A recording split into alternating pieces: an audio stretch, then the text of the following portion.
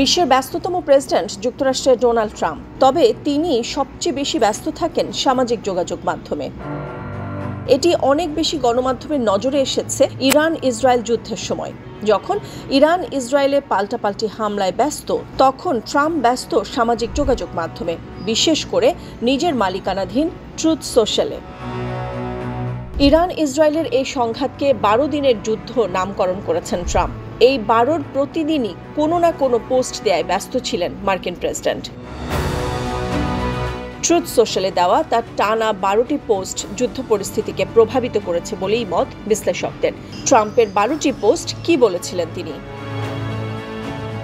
13 June রাতে Israel ইরানে পারমাণবিক ও সামরিক কেন্দ্রগুলোতে বিমান হামলা শুরু করে। হামলার কয়েক ঘন্টার মধ্যে ট্রুথ সোশ্যালে ট্রাম্প লেখেন, ইসরায়েল ঠিক পদক্ষেপ নিয়েছে।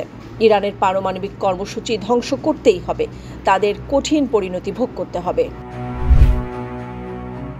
জবাবে ইসরায়েলের দিকে ইরান একাধিক ক্ষেপণাস্ত্র ছোড়ে 15 জুন। তেল আবিব ও হাইয়ায় বিস্ফোরণের খবর আসে। প্রতিক্রিয়ায় ইরানকে এখনই থামতে হবে, নইলে ইরানের কিছু বাকি থাকবে না বলে হুঁশিয়ারি দেন ট্রাম্প। ইরানের পারমাণবিক স্থাপনাগুলো পুরোপুরি ও সম্পূর্ণরূপে ধ্বংস করা হয়েছে। 21 জুন রাতে নিজের ট্রুথ সোশ্যালে এমন পোস্ট দেন ট্রাম্প।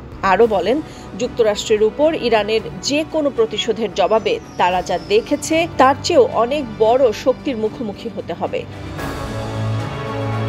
23 জুন এক পোস্টে জানান, যুদ্ধবিরতি কার্যকর হয়েছে, কেউ এটি লঙ্ঘন করবেন না। একই দিন আরও এক পোস্টে ইরান ও ইসরায়েলকে অভিনন্দন জানিয়ে বলেন, 12 দিনের যুদ্ধ শেষ হয়েছে। 25 জুন যুদ্ধ নিয়ে দেয়া শেষ পোস্টে জানান, উভয় পক্ষ আবার যুদ্ধবিরতিতে সম্মত হয়েছে।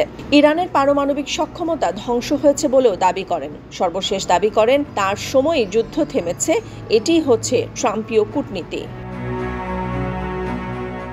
বিশ্লেষকরা বলছেন, ট্রাম্পের এসব পোস্ট শুধু মতামত নয়, বাস্তব কূটনৈতিক প্রভাবও ফেলেছে। যুদ্ধবিরতির ঘোষণা এবং এর নামকরণ, এমনকি দুপক্ষের প্রতি সরাসরি আহ্বান, সবই একটি নতুন ধরনের ডিজিটাল যুদ্ধ কূটনীতির ইঙ্গিত দেয়।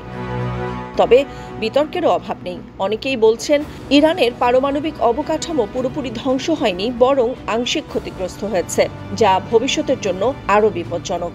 ডোনাল্ড ট্রাম্প তার সামাজিক যোগাযোগ মাধ্যম ব্যবহার করে একটি সামরিক সংঘর্ষের গল্প নির্মাণ করেছেন, যা বিশ্ববাসীর চোখের সামনে সরাসরি সম্প্রচারের মতো। এই 12 দিনের যুদ্ধ শুধুই একটি সংঘাত নয়, এটি ছিল এক অভূতপূর্ব কূটনৈতিক নাটকের প্রদর্শনী, যেখানে প্রেসিডেন্ট নিজেই ছিলেন পরিচালক, ধারাভাষ্যকার এবং মুখ্য চরিত্র। নাদিরা জাহান, নিউজ ডেস্ক, সারা বাংলা।